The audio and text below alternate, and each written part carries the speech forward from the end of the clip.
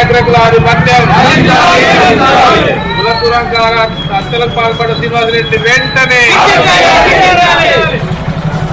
పెరగుంట మల్లన్న జాతరలో కుల దురంకార హత్యకు పాల్పడ్డ శ్రీనివాసరెడ్డి వెంటనే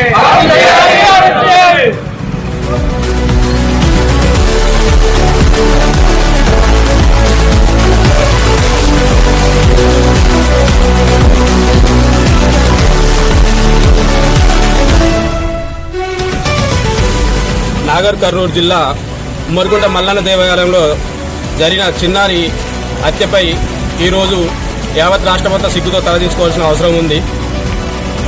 బీసీలకి ఏమాత్రం విలువ ఉందో ఈ రాష్ట్రంలో ఈ ఒక్క హత్యతో మనకు తెలిసిపోతుంది.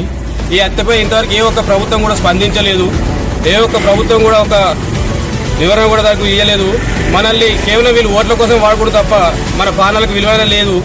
ఒక కోపం అనుకున్నంత విలువ మన ప్రాణాలకు, మన బిడ్డల ప్రాణాలకు లేదు. గడప దాటితే హిందువులం, గడప లోపలంతా ఒక కులం అనుకునే మనవాదులు దీనిపై ఖచ్చితంగా వెంటనే స్పందించాల్సిన అవసరం ఉంది.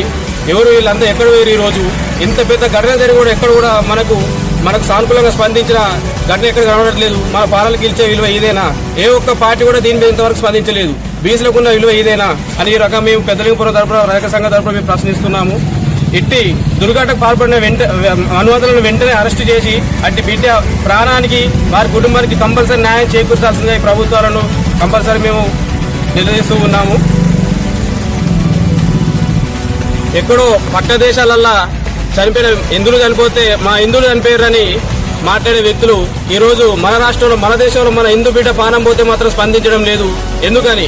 ఇది చేసింది ముస్లింలు కాకపోవడం వలన, మన హిందువుల చేతుల్లో మన హిందువుల ప్రాణం కూడా వలన ఇంత సైలెంట్గా ఉండాల్సిన అవసరం. ఒక పాకిస్తాన్లో, బంగ్లాదేశ్లో ఉన్న హిందువులకు మన భారతదేశంలో బతుకున్న హిందువుల ప్రాణాలకు విలువ లేదా అని చెప్పేసి ఈరోజు మేము అడుగుతున్నాము.